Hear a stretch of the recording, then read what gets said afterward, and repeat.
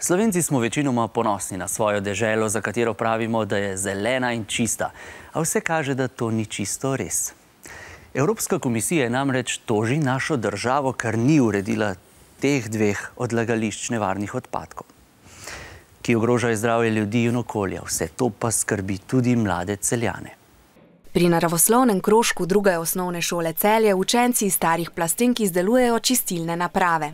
Čista voda in zrak v Celju namreč nista samoumevna. Evropska komisija celo toži Slovenijo, ker ni očistila odlagališč nevarnih odpadkov. Novica skrbi tudi mlade Celjane. Ja, me skrbi okolje zaradi tega, ker je zelo nevarno sploh te težke kovine, ki se nalagajo v telesu. V Celju je bila pred desetletji talilnica cinka. Ob taljenju so se izločale tudi težke kovine, na primer strupena, kadmij in arzen, ki so pronicale v zemljo.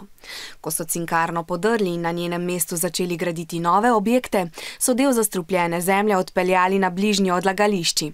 Dež je nevarne snovi spravil v podtalnico, vir pitne vode. Tudi rastline iz zemlje črpajo strupene snovi, zato na vrtovih v Celju ni priporočljivo gojiti sadja in zelenjave. Tudi v zraku je veliko drobnih delcev, ki jih s prostim očesom ni mogoče opaziti, a ljudje jih vdihavajo. Bo to vplivalo na vsa živa bitja tle, ne? Rastline ne bojo več v redu bile, živali bojo manj zdrave, mi bomo manj zdravi. Člani naravoslovnega krožka menijo, da bi odgovorni morali bolje poskrbeti za njihovo zdravje.